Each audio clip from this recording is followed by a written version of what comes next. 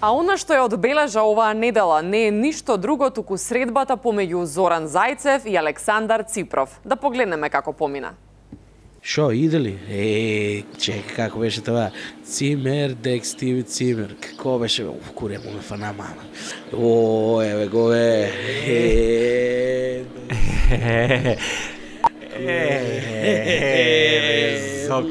Цимер. Нека Стиви Цимер,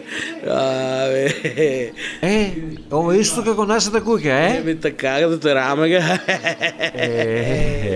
Ела да те упознам, бе. Захараки. Така.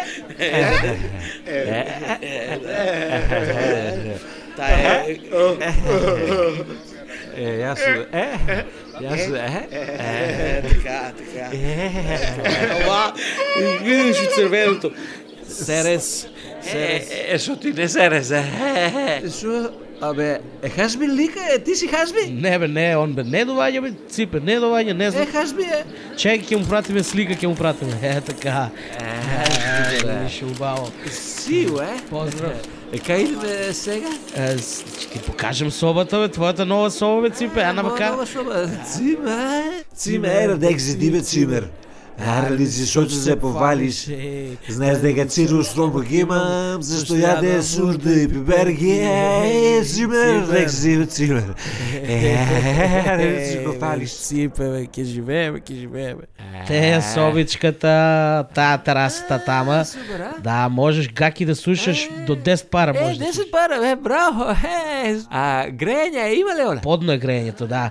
Многу убаво. Изволте. Тама пешкирите ги оставаме. Пескири? Ивана, да макни се малко. Ја па мисля се знаме, Не, тамо ако се бајнаш пешкирите И тамо. после тоа брисе грб, брисе.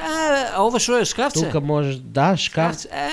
Стави цетка, заби, стави гъс папир, стави, Види, ово Ципе на пола, едната страна ја користам, другата ти, ама можеш да менеш. Имаш и баскетбол, Имам и баскет, ама ако сакаш ќе сменеме, не е проблем. Ако сакаш ќе сменеме, ајде сега седи тука. да ти каже. Така.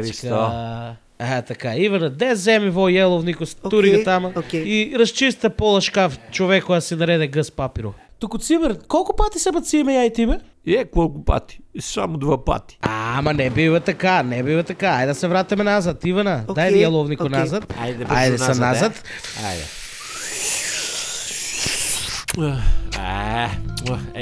Така, бе. Друго е. Одма. Колку? Ајде го, пуштај джингл.